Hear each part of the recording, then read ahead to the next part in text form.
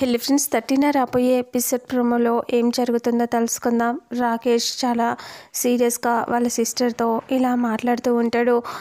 నువ్వు ఆల్రెడీ ఆ ఇంట్లో ఎవరినో నీ గ్రిప్లో పెట్టుకున్నావా? నీ మాట వినేలాగా ఎవరినో సెట్ చేసావా అని అంటూ రాకేష్ మాయని అడుగుతూ ఉంటాడు. మాయ సీరియస్గా అలా చూస్తూ ఉంటుంది. అప్పుడు జెండే ఇలా అంటూ ఉంటాడు, మన ఇంట్లోనే ఇన్ఫర్మేషన్ ఇచ్చేవాళ్ళు ఎవరో ఒకరు తన గ్రిప్లో ఉన్నారు, వాళ్ళెవరో మొత్తం ఇక్కడ జరిగిందంతా చెప్పేస్తున్నారు శంకర్ అని జెండే ఆర్యతో చెప్పగానే ఆర్య ఇలా అంటాడు, అవునా, మన ఇంట్లోనే తనకి చెప్పేవాళ్ళు ఉన్నారా?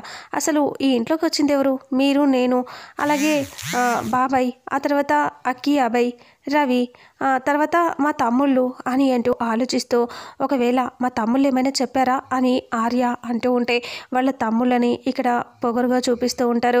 ఆ తర్వాత జెండే ఇలా అంటాడు, లేదు, ఒకవేళ ఆడపిల్లల్ని ట్రాప్ చేయటం చాలా ఈజీ కాబట్టి గౌరీ వాళ్ళ చెల్లెలని కూడా నమ్మటానికి లేదు అని అంటూ జెండే అనగానే అను వెనకాల నిలబడి గౌరీ పెద్ద చెల్లెలు శ్రావణి సీరియస్గా గౌరీని చూస్తూ ఉంటుంది. అది ఇక్కడ చూపిస్తూ ఉంటారు.